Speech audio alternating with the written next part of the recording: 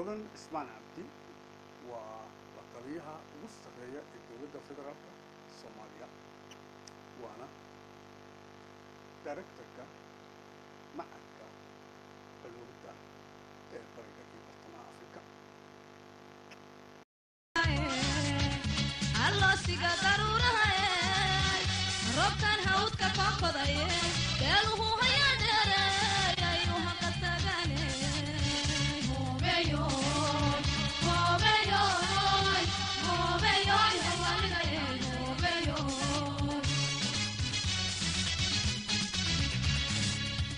علو كذا في مريم اللي كيف يوجوي أمبلا. As introduced, my name is Hodan Cusman, and I come from a country called Somalia. Any of you heard of it before? Yes. That's not loud enough. Thank you. What do you know about Somalia? That's what I want to know. It's okay. I won't mind. Shout. What do you know about Somalia? Hai Tao. It's okay, you can say it. Number one, Hai Tao. Number two? Sorry? Very good. Okay, that's a lot of very good information. There's one thing you don't know about Somalia. Somalia is the land with the most beautiful women in East Africa. Agree?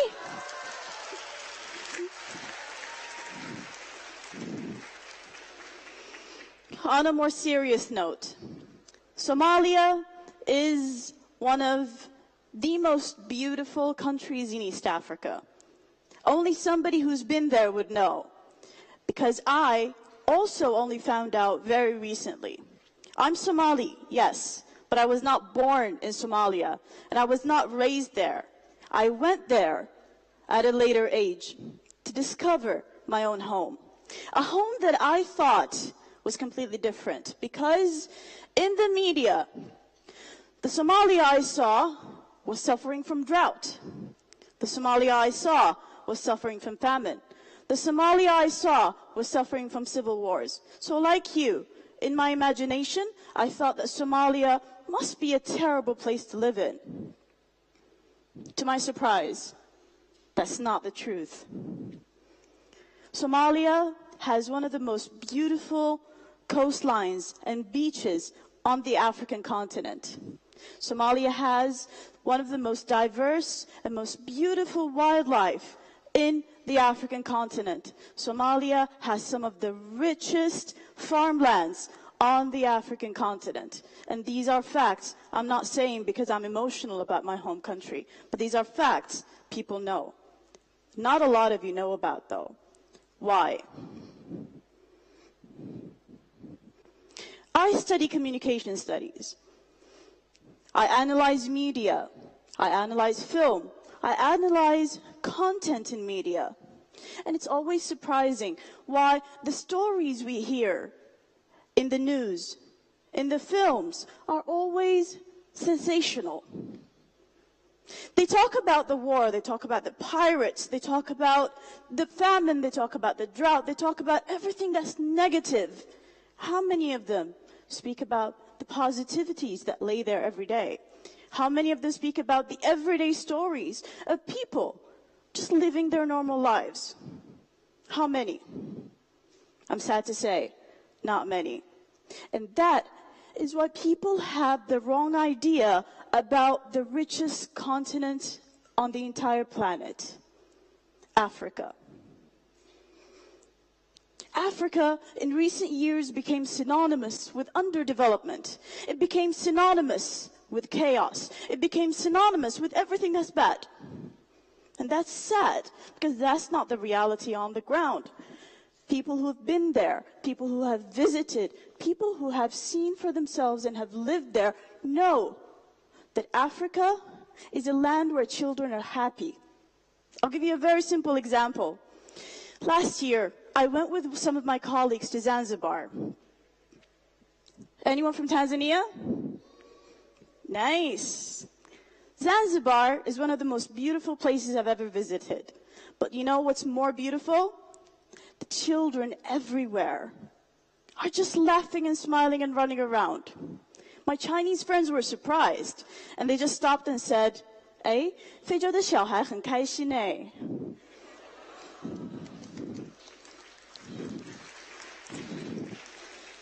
I'm like, of course 他们很开心. Of course they're happy. They have a blue sky every day, right? It's true. They're not missing anything, and they don't know that they're missing anything. And that's the beauty of it. Now, we come back to what it is the reality in Africa today. Yes, there is lack of infrastructure connectivity. Yes, there is lack of technological improvement. Yes, there is a lot that's lacking on the continent. But that doesn't mean that poverty was Africa's destiny. I believe that poverty disrupted Africa's destiny. I'll give you a very simple example. In the 1980s, Somalia was the #1 exporter of bananas in the world. Would you believe that? It was the #1 exporter of bananas in the entire world. Somalia's bananas were amongst the most tasty in the entire planet. Today, we don't have anybody farming. Why? Everybody thinks there's a beautiful life in Europe, in America. They're taking boats, risking their lives, and they're dying because of illegal migration. Because they don't know what they can produce, the wealth they can produce in their own lands, right in their neighborhoods. They don't know the wealth they have. They only see in the media the high rises in New York and the beautiful streets in Paris. Wouldn't you also want to go there? 13 years ago when I came to China, almost all of my Chinese friends longed to go to America, longed to go to Europe. Why? Because they saw those places as extremely developed, as beautiful, as fascinating. Now, what about you young graduates, especially my Chinese friends here at the stage? When you graduate, where do you want to work? Beijing, Shanghai, Shenzhen, right? Am I right to assume that? Yes. Why? Because in 13 years, Beijing, Shanghai, Shenzhen became a lot more beautiful than some of the leading capitals in the world today. Last year, I visited Los Angeles, New York, Washington, London. And guess what? When I sat in the subways in these cities, I kind of felt a lot more comfortable in the subways in Shanghai.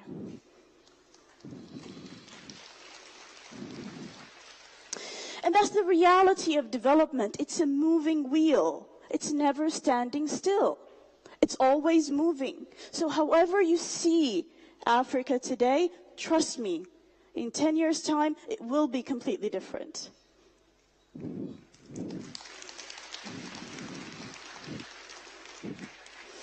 Another example. 13 years ago, I came to China. My first stop, naturally, was Beijing. And then I was heading to the university where I was supposed to start my Chinese language. It's a city called Yangzhou. 烟花三月. Xiayangzhou, very good. Yangzhou is a beautiful city in Jiangsu province. Now, I took a train from Beijing to Yangzhou. It took me 14 hours. And I sat on Wopo. Do the young people in the audience know what that is? I think it's beyond your times, yeah? Maybe the gentleman in the front would know? Yes. Now, for me, it was the first time I take a train. It was fascinating for me how slow it was. how it stopped in almost every little town we went through, and how long the journey was. I couldn't sleep, although I was extremely exhausted. Why?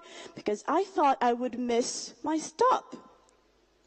I did not speak a single word of Chinese, and everything was in Chinese. Most importantly, all of the cities sounded alike. How am I going to know when I'm in Yangzhou?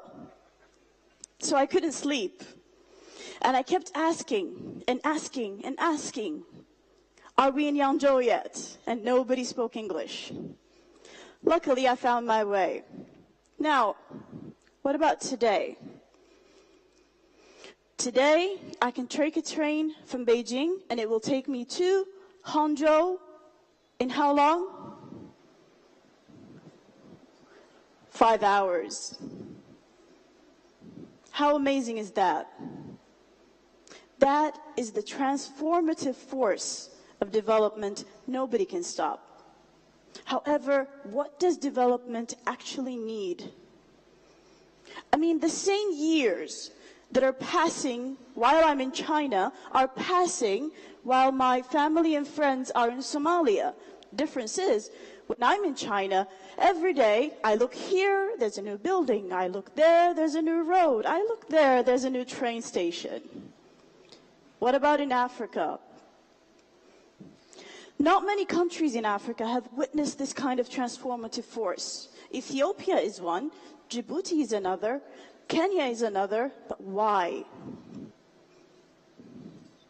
Let's ask ourselves, how come some countries in Africa are witnessing transformative changes in their countries and the lives of their people and the socio-economic development, while some aren't? It's because most of Africa's countries are yet to actually take a long-term vision of development into their policy of governance. And that is where China succeeded. China planned for this 40 years ago. Everything you see today was planned and envisioned and continuously implemented. We don't have a lack of plans in Africa. When I went to Somalia, I visited almost every single minister we have. I looked in their cupboards. They have these huge books of researches, of plans, national development plans, that are gathering dust. Why? Because when a new minister comes, he wants to make a new plan. When a new government comes, they scrap everything out and they come up with something new. I mean, I'm all for change and everything, but still, there is merit to continuity. And that is what we need to learn as Africans from China. Make up your mind. Where do you want to be in 50 years? Where do you want to take your people in 50 years? Where do you want to take your country in 50 years? And stick to that plan. That is the only way that the stigma that haunts every African will go away. Do you agree?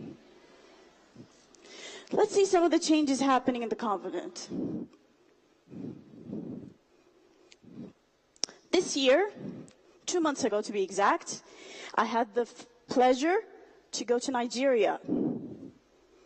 Now, for our viewers in China, when you look at that station, do you see anything different from what you see here in